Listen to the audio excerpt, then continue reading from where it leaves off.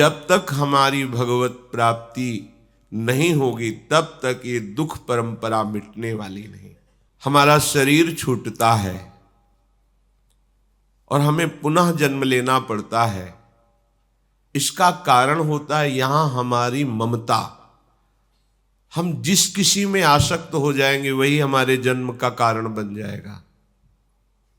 बहुत सूक्ष्म ये विषय है और अपने लोग तो बहे चले जा रहे हैं ममता के प्रवाह में। इस वस्तु के बिना नहीं जी सकते, इस व्यक्ति के बिना नहीं जी सकते, इस सुविधा के बिना हम सुखी नहीं हो सकते। कितनी कामनाएं, कितनी आसक्तियां, कितनी ममता। इसीलिए जन्म कर्म परंपरा रुक नहीं रही है।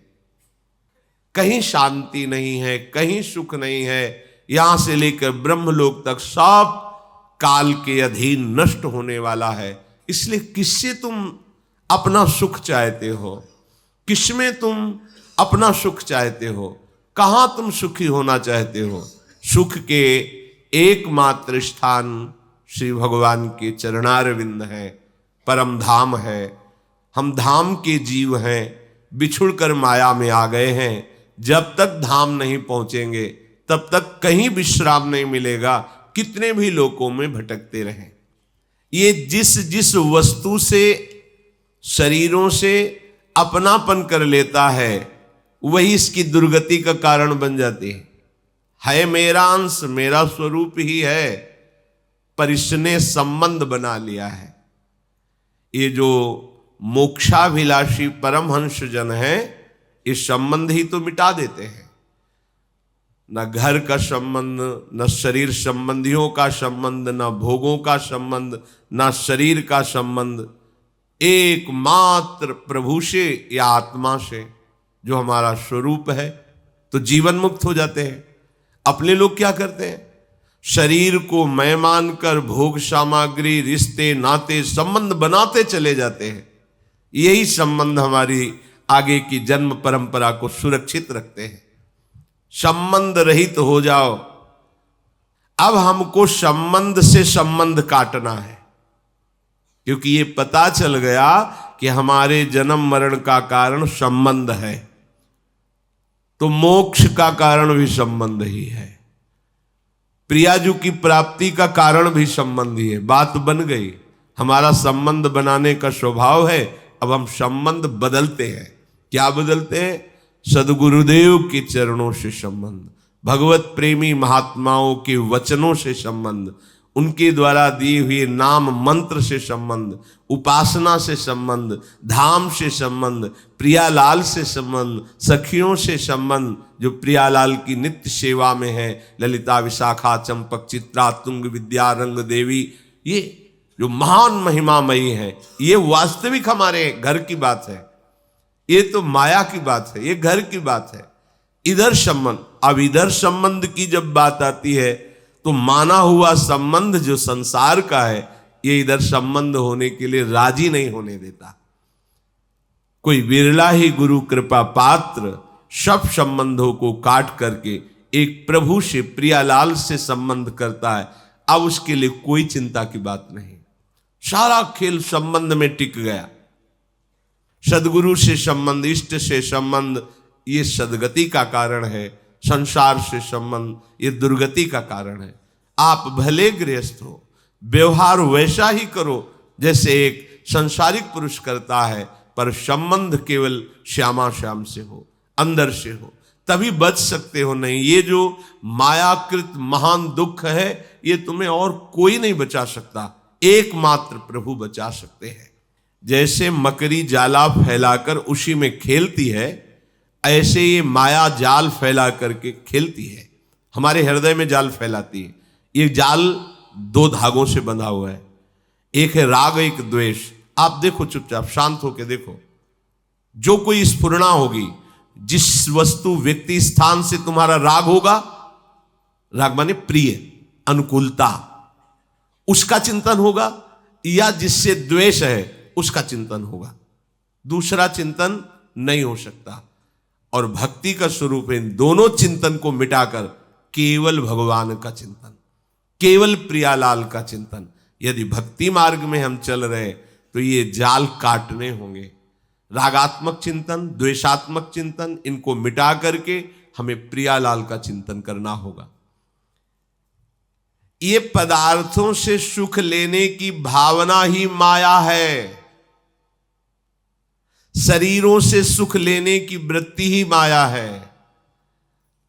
नाम जप करते हुए, गाढ़ चिंतन करते हुए किसी भी विषय का सेवन करो, अगर इतना भी सुख मिल जाए तो बताना, आपको उस सुख ना होने पर भी जो सुख भासता है वो तुम्हारे चिंतन के कारण भासता है। चिंतन ना करो, फिर कोई भी सुख आ जाए, फिर देखो उसमें है ही नहीं सुख। वास्तविक अनुभव होगा कि है ही नहीं।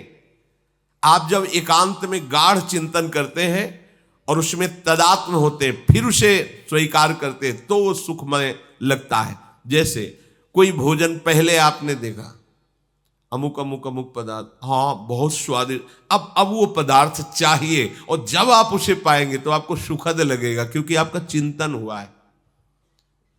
अगर चिंतन विषय का ना हो और भगवत चिंतन में हो तो कोई भी विषय सुखमय नहीं है, आपको अनुभव हो जाएगा। पर विषय का प्रभाव होता है कि वो भगवत चिंतन पहले छुड़ाएगा, अपना चिंतन कराएगा, तभी आप फंसे हुए हैं। इसीलिए कहा गया है अखंड भजन करो निरंतर। ये विषय चिंतन ही ना होने पावे, विषय क्रिया नहीं फंसाती। ध्यान देना, विषय क्रिया नहीं फंसाती, विषय चिंतन फंसाता है। चिंतन, अगर आपका चिंतन प्रभु का चल रहा है तो कोई भी विषय इतनी ताकत नहीं रखता कि आपको सुख दे सके, क्योंकि इसमें सुख है ही नहीं। तो कैसा? बोले बांत बमन के समान घृणास्पद विषय हो जाते हैं, मलवत विष्ठा के समान त्याज्य हो जाते हैं, पर अपने को तो अमृत के समान लगते हैं, क्योंकि आप चिंतन करते हैं। इसलिए भगवत चिंतन को रोककर विषय चिंतन करते हैं, फिर विषय सेवन करते हैं, इसलिए आपको सुखद लगता है, सुख नहीं है। श्री सद्गुरुदेव की अधीनता, शास्त्र की अधीनता, ये माया की अधीनता से मुक्त कर देता है। जो सद्गुरुदेव शास्त्र के अधीन नहीं है, वो माया के अधीन होकर सोचता है मैं स्वतंत्र हूं, जो चाहूं कर सकता हूं, जो चाहूं भोग सकता हूं। नहीं, तुम स्वतंत्र नहीं हो। स्वतंत्र तो तब होगे जब तुम्हें भगवत प्राप्ति हो जाएगी। जिस समय आप प्रभु की अधीनता, गुरु की अधीनता स्वीकार करते हैं, तो जो प्रकृति तुम्हें अधीन कर रही थी, उस प्रकृति को अपने अधीन रखने वाला प्रभु तुम्हारे अधीन हो जाएगा। साधकों के भावानुसार भक्ति का प्रकाश होता है। जैसा स्वभाव होता है, जैसे गुण होते हैं, तो भक्ति का वैसे ही प्रकाश होता है। इसलिए भक्ति में विभिन्नता आ जाती है, स्वभाव के कारण, गुणों के कारण। श्री भगवान कह रहे हैं मैं तो केवल अनन्य भक्ति के द्वारा प्राप्त होता हूं। तो और भी भक्ति होती है? हाँ होती है। जो मेरा भजन तो करते पर बहुत क्रोधी स्वभाव के हैं, भेददर्शी हैं। भेददर्शी सब में भगवत भाव ना करके, स्त्री पुरुष भाव करके, गुण दोष का भाव करके, अपने भजन बल से दूसरे को नष्ट करने की भावना रखना हृदय में, और अपने से आगे बढ़ते हुए उपासक को देखकर जलता है पर मेरी आराधना करता है, उसे तामसिक भक्त कहते हैं। किसी को भी कष्ट देने की बात सोचोगे तो वही कष्ट तुम्हारे ऊपर बड़ा बनकर आगे आ जाएगा। बात मान लीजिए, तुम किसी का कुछ बिगाड़ नहीं सकते, किसी का बिगाड़ोगे तो अपना बिगाड़ रहे हो। अभी तुम्हें समझ में नहीं आ रहा, जब वो कर्म परिणाम देगा तब समझ में आ जाएगा।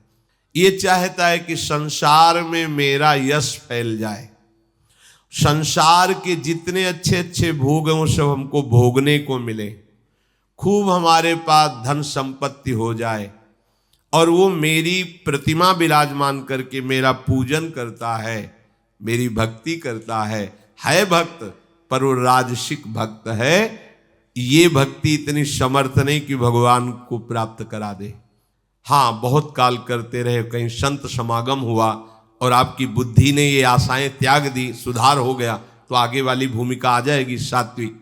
भगवान का भजन करता है और मनाता है मेरे सारे पाप नष्ट हो जाएं, मैं जो भी कर्म करता हूं मेरे प्रभु को समर्पित हो, पूजन करना मेरा कर्तव्य है, घर में प्रतिमा विराजमान किए है, मेरा परिवार सुखी रहे। और भेद, गुण दोष का भेद, ये गुणी है, ये द्वेषी है, ये निंदक है, ये पापी है, ये पुण्यात्मा है, इससे मिलना चाहिए, इससे नहीं मिलना चाहिए, ये बंदनी भक्ति है सात्विक। पर अभी ये भगवत प्राप्ति कराने में समर्थ नहीं है। जैसे गंगा जी का अखंड प्रवाह समुद्र में गिर रहा है, ऐसे भगवान की लीला गायन, लीला श्रवण, नाम जप, नाम कीर्तन, प्रभु की आठों पहर सेवा, और न मैं, न तू, न गुण, न दोष, न पाप, न पुण्य, कोई चिंतन नहीं। ये बहुत बड़ी, यही है अनन्य भक्ति। ये जिसको प्राप्त हो गई अब उसे कुछ प्राप्त करना बाकी नहीं रहा। यदि संसार से वैराग्य हो, संतों का संग हो और भगवान के चरणारविंद का अखंड स्मरण हो, इससे बड़ा कोई लाभ नहीं है। यही भक्ति का स्वरूप। देवर्षि नारद जी ने भक्ति का स्वरूप वर्णन किया कि जिस भक्ति से भगवान की प्राप्ति होती है उनका तदर्पिता अखिलाचारिता तद्स्मरणेन परम व्याकुलते। हमारे हृदय में केवल अपने प्रीतम को सुख पहुंचाने की चेष्टा और निरंतर चिंतन, चिंतन में थोड़ा भी रुकावट होने पर जैसे मछली को जल से अलग कर दे तड़पने लगती है, ऐसे हृदय तड़पने लगे तो समझे कि अनन्य भक्ति का प्रादुर्भाव हो गया है। बिना अनन्य भक्तों के ये अनन्य भक्ति नहीं आ सकती। अनन्य भक्ति जब हम भगवत प्रेमी महात्माओं की आज्ञा के अनुसार चलते हैं, सच्ची मानिए संपूर्ण मोह का नाश, अहंकार का नाश, हृदय को निर्विकार होकर केवल प्रभु में आसक्त हो जाना, ये सिर्फ संत कृपा से होता है, गुरु कृपा से होता है। इसमें यह गुण साधन ते नहीं होई, तुम्हारी कृपा पाओ कोई कोई। अपने जितने भी नित्य नैमित्तिक कार्य हैं वो केवल केवल भगवान के लिए, तभी अनन्य भक्ति आएगी। दूसरा, आप जो भी कार्य कर रहे हैं उसमें किसी को दुख पहुंचने वाली बात नहीं होनी चाहिए। और मेरे श्री विग्रह के नित्य दर्शन करें। अपने घर में जो ठाकुर जी विराजमान है, या श्री राधा वल्लभ लाल जी, बांके बिहारी लाल जी, राधा रमन लाल जी, और बहुत से करुणा विग्रह विराजमान प्रभु है, नित्य दर्शन करें। सेवा और फिर स्तुति, अनन्य भक्ति प्राप्त करने के लिए वंदना, 4 परिक्रमा अपनी कुटिया की करो, अपने आराध्य देव की, फिर साष्टांग या पंचांग दंडवत। और किसी भी वैष्णव संत को देखते ही ग्रीवा झुक जानी चाहिए। जो मार्ग पुष्ट करने वाला शास्त्र है रोज उसका हम स्वाध्याय करें। जैसे अपने आचार्यवाणी श्रीमद चतुराशी जी, श्रीमद राधा सुधानिधि जी, श्री सेवक वाणी जी, श्री 42 लीला जी, हम खाली न रहें। जब समय हो तो इन वाणियों को गाएं। आप देख लेना बहुत अमृत भरा हुआ है।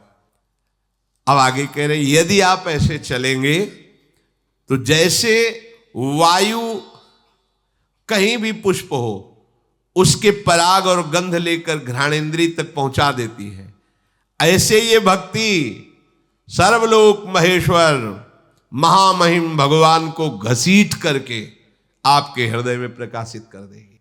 इसलिए सावधान, हमें इसी जन्म में अपने आराध्य देव को प्रसन्न करना है। निरंतर नाम जप, सब में भगवत भाव, अपने में दैन्य भाव, बस करुणा में प्रभु कृपा करके मुझे इस महान जलनशील जन्म मरण के दुख से निकाल देंगे। खूब नाम जप करो, गंदा भोजन, गंदा दृश्य, गंदा संग, इसका त्याग करो। ये जीवन अध्यात्म के लिए है, भोगों के लिए नहीं। श्री राधा वल्लभ लाल।